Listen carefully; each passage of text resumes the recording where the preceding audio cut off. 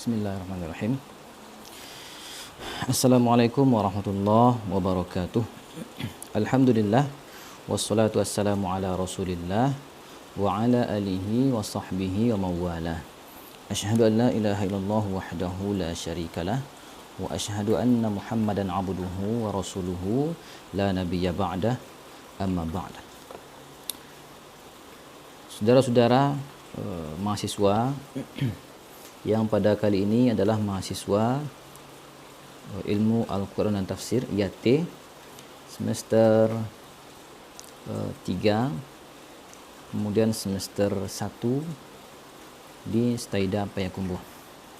Alhamdulillah, pada kesempatan kali ini kita akan sampaikan bahan ataupun materi yang menjadi bahan penilaian ujian akhir semester, ya, ujian akhir semester. Untuk bahan UAS, ya, ujian akhir semester mata kuliah ilmu tajwid yang sudah kita laksanakan selama lebih kurang 1 semester ini adalah apa yang akan kita sampaikan pada kesempatan yang berbahagia ini. Baik saudara-saudara, pada hari ini kita akan membahas seputar tajwid dan juga ada kaitannya nanti dengan tahsin qiraat, ya. Tahsin ataupun bagaimana betul, baik dan idealnya membaca Al-Qur'anul Karim khusus pada surah Al-Fatihah, ya. Khusus pada surah Al-Fatihah. Di antara sebabnya adalah surah Al-Fatihah ini selain dari surah Ummul Quran, ya, induknya Al-Quran, yang kalau kita gabungkan dari segi kandungan ataupun dari segi isi, maka seluruh isi Al-Quran itu bisa terangkum dalam satu surah, yaitu surah Fatihah.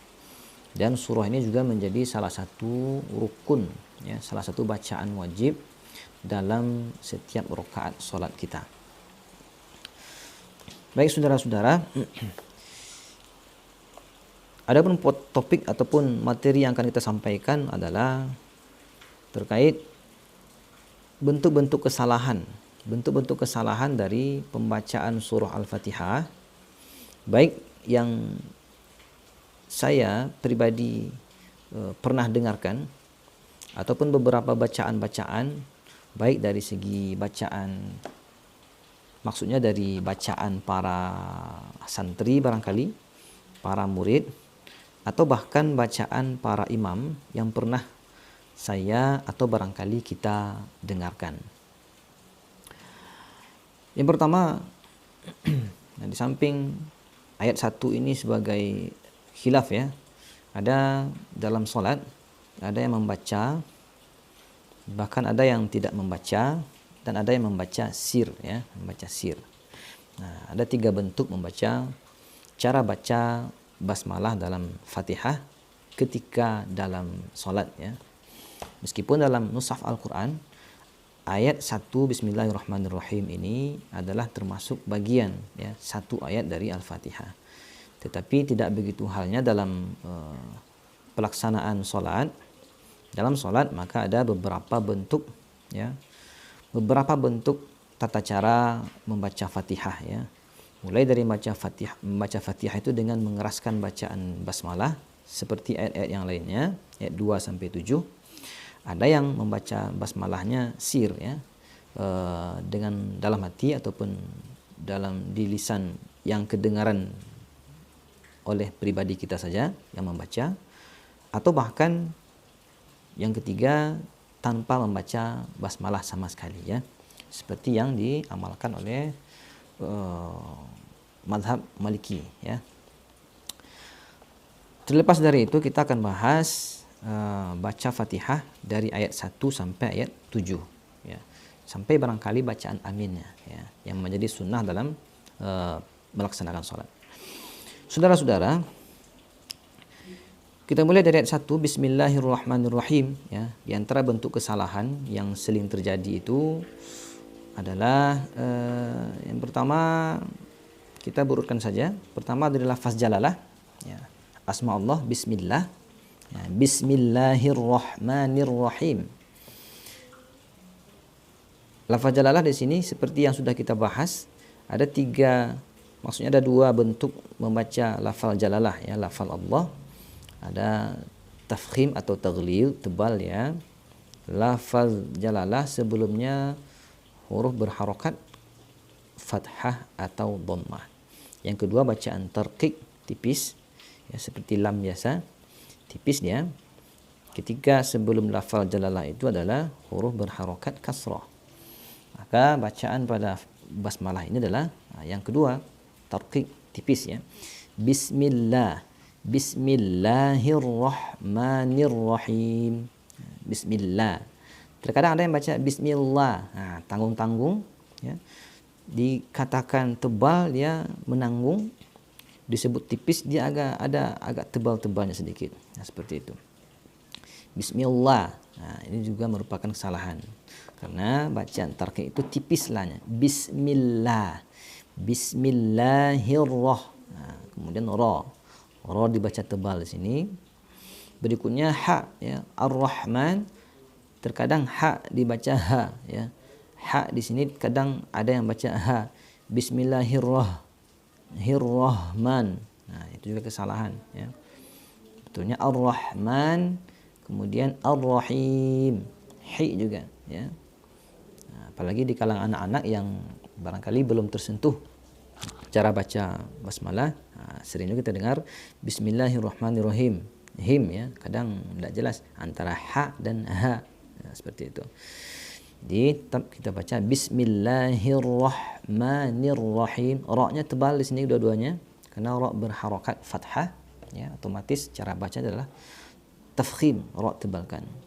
Kenapa? Apa ukuran tebalnya ra, ya?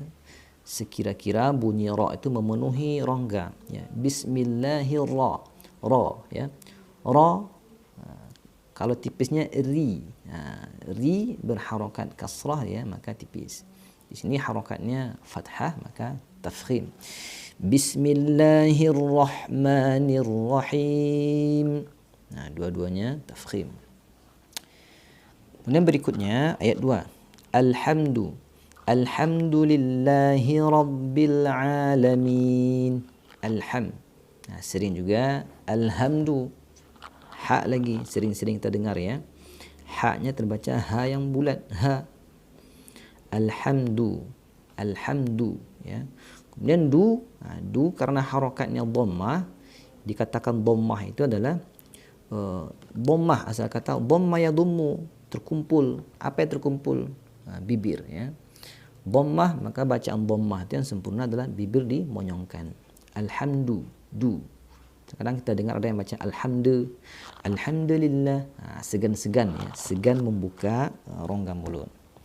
Alhamdulillahi rabbil alamin, ya. Alhamdulillahi rabbil alamin, seperti itu. Sering juga hi terbaca hi, alhamdulillahi rabbil. Ini kadang-kadang mungkin karena sangat hati-hatinya sehingga terbolak-balik antara ha bulat dengan ha, ya. Ha. Ra juga tebal, rabbil ain, ya. Kesalahan dari orang-orang kita, termasuk barangkali saya pribadi, ya. Baca ain itu lebih ada tambahan makhraj khayshum, ya, melalui rongga hidung, padahal huruf ain itu tidak ada makhraj khayshum melalui rongga hidung, ya. Tapi ya huruf, ya, rongga mulut ya, huruf halqi, kemudian dia melewati rongga mulut. Rabbil ya. Alhamdulillahi rabbil alamin. Alamin. Seperti itu. Itu terkadang kesalahan kita. Huruf ain termasuk lam barangkali ada bunyi sengau ke hidung. Ayat berikut Ar-Rahmanir-Rahim, sama barangkali dengan bacaan ayat 1 bismillah. Kemudian berikutnya Maliki yaumiddin. Maliki yaumiddin. Yau, ya. waw sukun ya.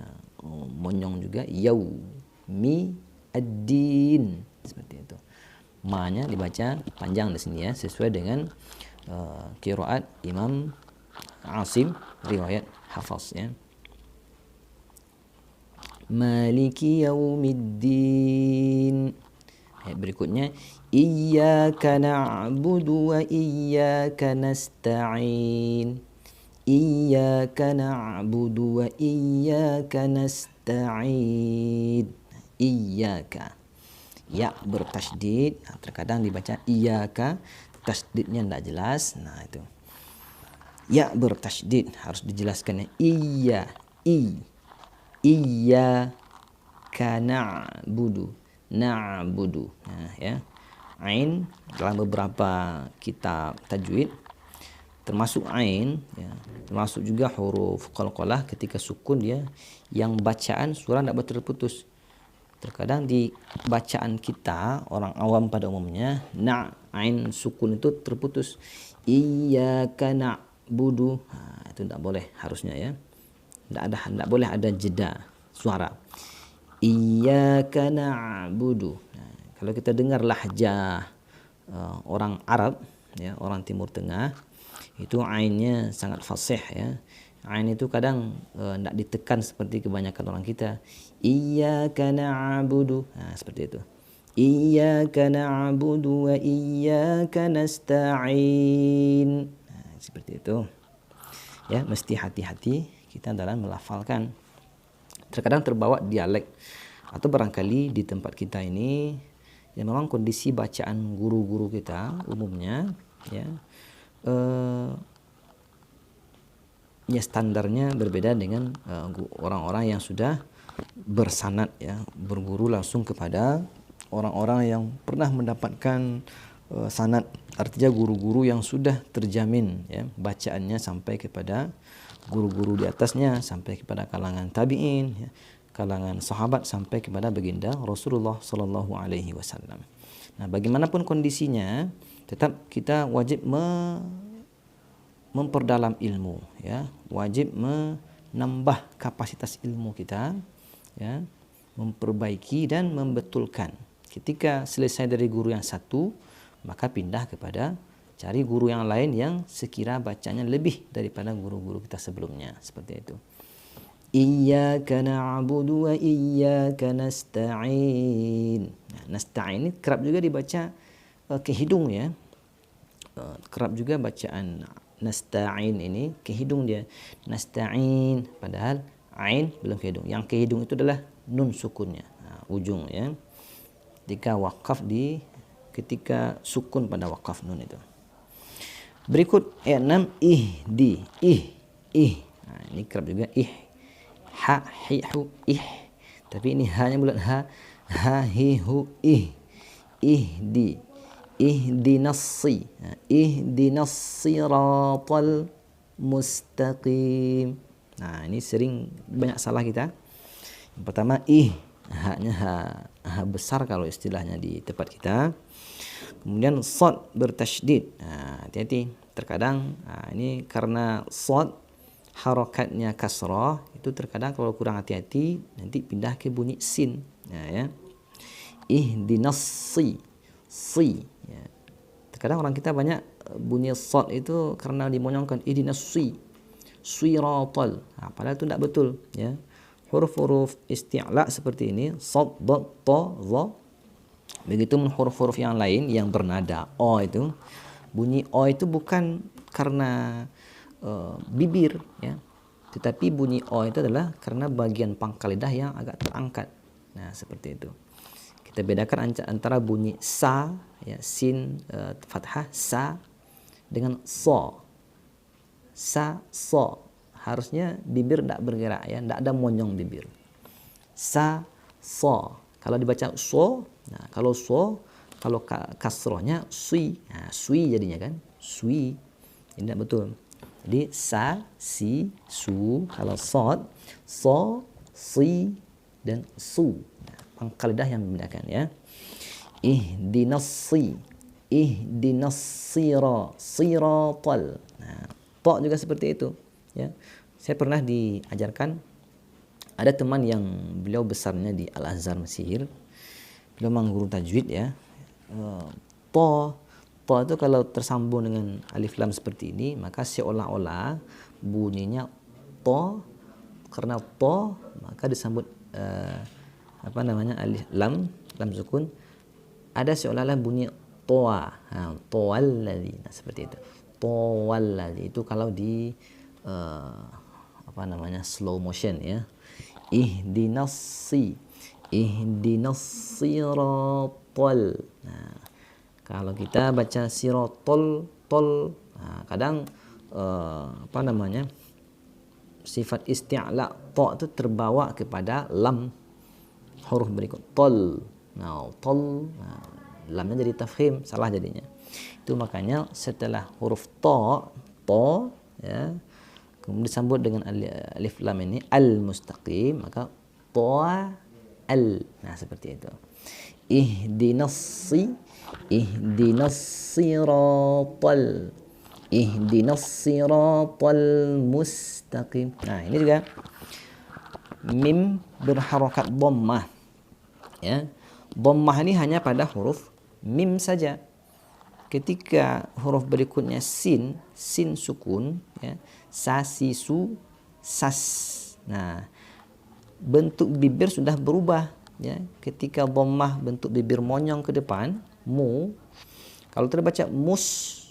Nah, kalau masih monyong nanti bisa mengarah kepada bunyi shad ya. Artinya salah bacaan. Harusnya setelah habis mu, ketika bertemu sin yang sukun, bentuk bibir harus berubah. Gimana caranya? Mu. Nah, tetap seperti sedia kala membaca sin dalam kondisi sukun. Mu taqi. Nah, seperti itu. Ihdinas siratal mustaqim. Nah, seperti itu ya. Mustaqim. Ihdinas siratal mustaqim. Ya. Berikutnya siratal, sama juga si su ya, bukan si, apalagi shi. Itu kesalahan yang banyak terjadi. Syiratal atau siratal. Si ya, si su. Siratal, ra tetap tebal dibaca. Siratal ladzi, sama seperti yang sebelumnya, ta kemudian sambut lam. Siratal ladzina, ladzi. Nah, ini kerap juga zal dibaca zai ya. Hati-hati berubah huruf. Hurufnya di sini zal bukan zai ya. Siratal ladzina an'am.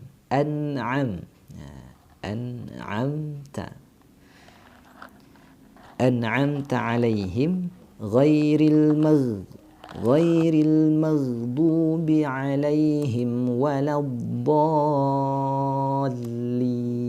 Nah, yang sering salah kita barangkali di huruf gha yang sukun ya. Ini termasuk bacaan yang agak berat ya. Gha ghairil magh. Nah, gha ya, ada bunyi suara yang mengalir magh. Nah, udah terputus ghairil maghdu, terputus namanya ya. Atau ghairil maghdu, terputus. Ghairil maghdu. Habis gha sukun langsung disambut ghu. Du maksudnya ya. Ghairil gha sama seperti yang tadi, gha bukan gho ya, enggak boleh monyong. Gha ghairil maghdu, ghairil maghdubi alaihim walad. Wala termasuk tasydid, masuk ke tasydid dha baru keluar sifat dha. Walad bukan juga dha. Walad enggak, bukan bibir ya, tetapi bagian pangkal lidah terangkat. Walad. Nah, walad termasuk tasydid para huruf dha. Ketika tasydid itu tetap mengalir bunyi suara dalam mulut ya. Ghairil maghdubi alaihim waladh ya. Ketika tasydid itu tetap ya, suara yang tertahan. Nah, seperti itu. Enggak boleh terputus walad. tidak. Tapi waladh. Nah, seperti itu. Panjang dulu ya. Mad lazim di sini ya. Mad lazim kilmi muthaqqal ya. Mad disebut dengan tasydid. Ghairil maghdubi alaihim waladdallin. Nah, ada juga pendapat ulama tajwid yang mengharuskan dia ada ditekan pada tasdid lam. Waladdallin. Nah, ada yang dibaca datar, tapi tetap yang namanya tasdid tidak boleh tinggal. Waladdallin. Nah, seperti itu. Amin. Bacaan amin, a panjang, mi juga panjang ya. A-nya panjang, min artinya kabulkan doa kami. Nah, itu untuk bacaan Al-Fatihah. Berikut dengan beberapa kesalahan-kesalahan yang kerap terjadi pada bacaan, ya barangkali termasuk bacaan kita sendiri ya, yang mesti kita hati-hati ya, na'udzubillah. Kita berlindung kepada Allah dari segala bentuk kesalahan. Artinya ketika membaca Al-Quran kita mesti merujuk kepada bacaan yang memang seperti itu diturunkan oleh Rasulullah, diterima Rasulullah dari Allah maksudnya ya. Allah menurunkan melalui perantara malaikat Jibril. Al-Quran diturunkan adalah bentuk bacaan ya, bukan mushaf. Mushaf hadirnya belakangan ya. Mushaf belakangan pada zaman sahabat ya, Khulafaur Rasyidin. Nah, ketika Rasulullah menerima Al-Quran, Rasulullah SAW menerima dalam bentuk bacaan. Iqra ya, Iqra bismi rabbikal ladzi khalaq. Jadi bagaimanapun kita tetap punya kewajiban, bisa kita katakan suatu kemestian untuk terus mendalami cara baca Al-Quran ya, terus mentahsin ya, membaguskan bacaan Al-Quran. Insya Allah dengan ikhtiar kita masing-masing, bacaan kita bisa hendaknya sesuai dengan sebagaimana Al-Quran itu diturunkan kepada baginda Rasulullah Sallallahu alaihi wa alihi wasallam ya. Itu barangkali saudara-saudara yang bisa kita bahas pada kesempatan kali ini tentang kesalahan-kesalahan yang barangkali sering terjadi ya pada bacaan kita atau bacaan orang-orang di sekitar kita. Artinya setiap bentuk kesalahan ya harus kita minimalisir, harus kita tinggalkan, kita rubah menjadi bacaan yang betul sebagaimana diturunkan Al-Quran ya. Itu barangkali. Terima kasih atas segala perhatian dan mohon maaf sekiranya ada yang kurang di tempatnya. Dengan baca hamdalah, alhamdulillahirabbil alamin. Kemudian assalamualaikum warahmatullahi wabarakatuh.